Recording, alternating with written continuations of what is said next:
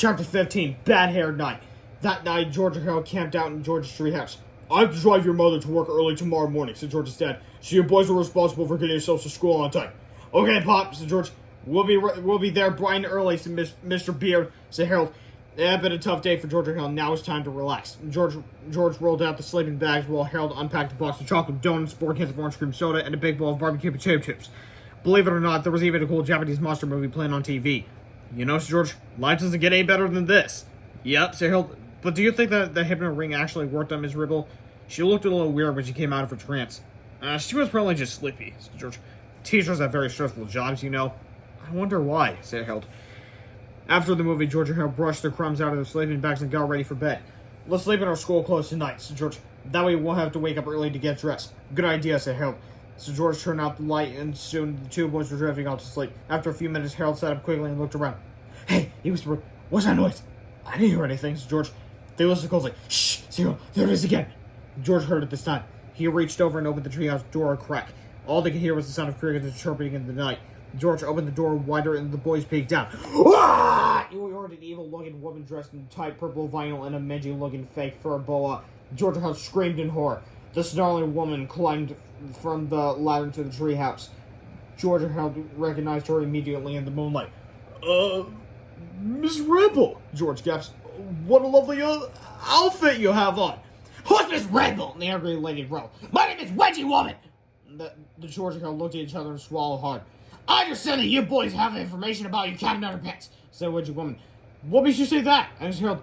"I've read your comic books," said the evil villain. "You boys know his strengths, his weaknesses, and I'll bet you even know his secret identity." "No way," said George. "Captain Underpants isn't real. He's just a cartoon." "We'll see about that," Wedgie Woman scoffed. Wedgie Woman reached out and grabbed George and Harold's arms. "What do we do now?" cried Harold. "We can take her," said George. "It's not like she has superpowers or anything." Chapter 16, Who's Afraid of the Big Bad Beehive? The struggle that followed may someday be remembered as the single most unlucky thing that ever happened in the history of the world. First, George pulled his arm out of Wedgie Woman's grasp. Then Harold squirmed away too. When Wedgie Woman lunged after them, George crouched down into a ball behind Wedgie Woman's feet. All it took was a simple nudge for Harold to send the ferocious female toppling over backward, right into the wall. Clunk! The bookshelf above Wedgie Woman's head shook violently, causing a strange-looking juice carton to topple over. Suddenly, a stream of glowing green juice poured out of the carton directly into the tightly woven beehive of hair atop Wedgie Woman's head. Now, before we continue, it's revealed in Book 8 that it was approximately a third. A third was given to Captain Underpants so that he could defeat the evil dandelion, and another third was just poured into Wedgie Woman's hair, leaving just 1/3 left in the container. "No!" yelled Harold as he grabbed the juice carton. "This is the juice we got from that spaceship back in our 3rd book!" "You mean the one with the annoyingly long title?" asked George. "Yeah," said Harold. "This is extra strength superpower juice, and a whole bunch of it got in her hair." "No worries," said George. "None of it got in her mouth. What's the worst thing gonna happen? Her hairstyle would have superpowers?" "Well," said Harold, "I guess you're right. That is pretty stupid, even for one of our stories." "It's pretty funny, though," said George. Suddenly, 2 coiled arms of twisting hair shot out of Wedgie Woman's head and grabbed George and Harold by the back of their underwear, yanking them high into the air. "You know," said George, "this isn't as funny as I thought it would be." Chapter 17, All Tied Up. Wedgie Woman brought George and Harold back to her house and tied the boys tightly into 2 chairs. "Tell me the secret identity of Captain Underpants!" screamed Wedgie Woman. "No way!" said George. Said Wedgie Woman. "You want to do this the hard way." "No problem!" Wedgie Woman's hair began uncoiling itself. Several twisted locks of hair stretched out into the living room and started taking apart the television, the computer, and a Thigh Master. Other tangled coils reached into the kitchen and it began dismantling the dishwasher, the toaster oven, and a Ronco food dehydrator. "What are you doing?" asked Harold. "If you want to make robots," said Wedgie Woman, "you gotta break a few small appliances." George and Harold watched impatiently while Wedgie Woman's hair assembled thousands of assorted screws, bolts, wires, gears, cathode tubes, and computer chips. Soon 2 small robots began taking shape. "I didn't know Miss Ribble was smart enough to make robots," said Harold.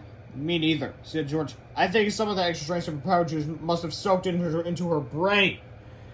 The next morning, Wedgie Woman completed her robots, which she named Robo George and the Herald 2000. "You know," said Harold, "something about those robots seems a little familiar." "Yeah," said George. "They kind of look like us, only not as dashingly handsome." Wedgie Woman opened the robot's chest plates and inserted a can of spray starch into each one. Then she sealed the chest plates, patted each robot on the head, and sent them both off to school. "Captain Underpants doesn't stand a chance now!" Wedgie Woman laughed. Wait a minute, said Harold. How are those two robots going to stop Captain Underpants? All they have to do is wait and listen, said Wedgie Woman. And as soon as they hear the words tra-la-la, it'll all be over. Chapter 18, Robo George and the Herald 2000. Excuse me. Hold on. Had a burping fit. Anyway, Chapter 18, Robo George and the Herald 2000. Attention, boys and girls, said Mr. Crab to the four teachers. Your teacher, Miss Ribble, didn't come to school today. Whee! Shouted the children. Shut down! Mr. Crab shouted. You're still going to have all your classes. Oh, man, moaned the children. But you're going to have a substitute teacher, said Mr. Crab. Whee! Shouted the children. And that's going to be me, said Mr. Crab. Oh, man, moaned the children. The whole day was pretty much like a normal day, except for one thing.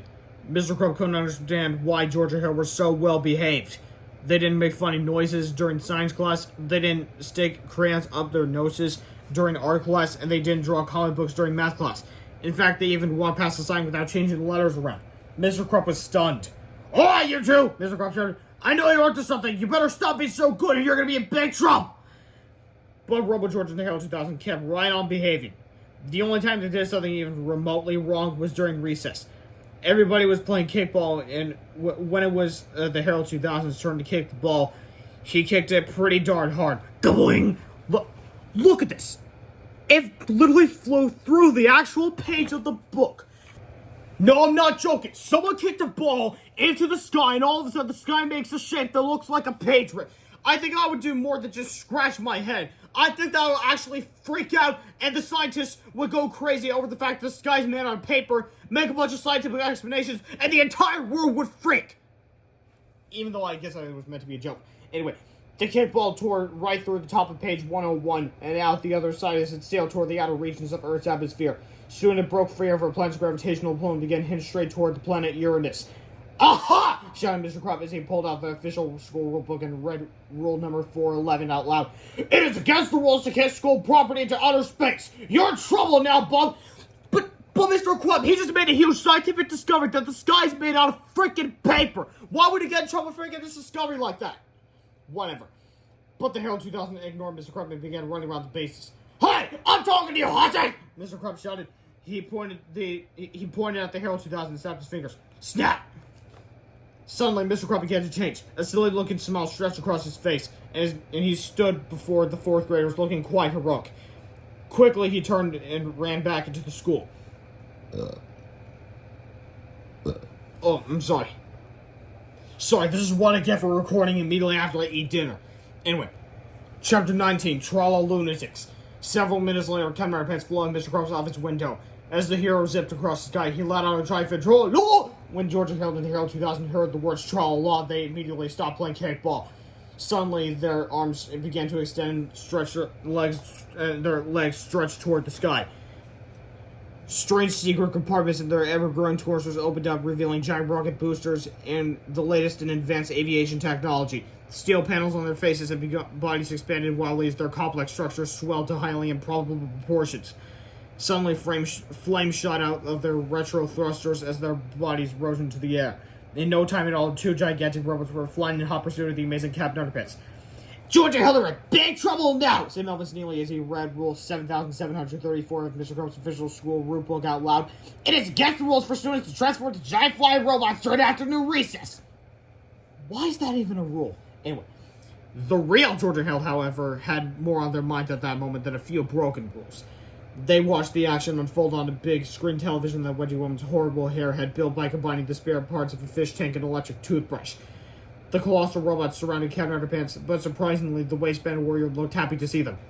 George, Harold, said Captain Underpants, my have you boys, I'm grown, and I know you can fly. That's great. Now you can help me fight for truth, justice, and all that's pretty strong and caught me. But the gigantic robots didn't respond. Instead, they hovered close to Captain Underpants as their steel chest plates opened up. Suddenly, two extendable robotic arms reached out and began shouting Captain Underpants with look at spray starch. Shh! What are you doing? Cried Captain Underpants. The spray starch! It's the only thing in the world that can take away my superpowers! The waistband warrior screamed in horror as he began falling through the sky. Robo George quickly swooped down, grabbed the helpless hero, and hung him by his waistband on a tall pole high above the city streets. Chapter 20. You asked for it. Hooray! Cried Wedgie Woman as he turned off her new TV. My plan worked! Now it's time to take over the world! But what about us? Actually, Don't worry, said Witchy Woman. I got a big surprise for you, too. She took a heavy battle axe and tied it up with a rope. Then she leaned the axe toward George and lit a candle under the rope. When the flame burns through the rope, said Witchy Woman, all your problems will be over. Get the point? Not really, said George. Don't worry, laughed Witchy Woman. You will soon enough. Wedgie Woman laughed a horrible laugh. Then she dashed out the door to take on the world. George and her watched as the flame began burning through the rope. They cringed as the impending doom of the axe blade came closer and closer. Well, said George, it looks like this is the end. Maybe not, said Harold. Maybe the blade will fall and slice through our ropes and not harm us at all. I doubt it, said George. That kind of thing only happens in really lame adventure stories. Suddenly, the blade fell and sliced through the ropes, not harming George and Harold, not harming George or Harold at all. The two boys looked at each other and decided it was best not to comment on the situation. Chapter 21: The Ruthless Revenge of the Wicked Wedgie Woman. The Wedgie Woman headed to the center of the town to meet up with Robo George and the Herald 2000. Well done, my precious robots, said Wedgie Woman affectionately. What's all this, then? Said a policeman who had just arrived on the scene. Nothing, officer, said Wedgie Woman. Just the beginning of my total world domination! Oh, okay, said the cop. Hey, wait a minute! But before the police officer could voice his objections, a twisted strand of Wedgie Woman's head shot out and grabbed the cop by the back of his underwear. The colossal Herald 2000 lifted the officer and hung him from a stop sign. "Aye, why?" cried the cop. Soon more police officers headed to the scene, but they all met with the same terrible fate as the first policeman.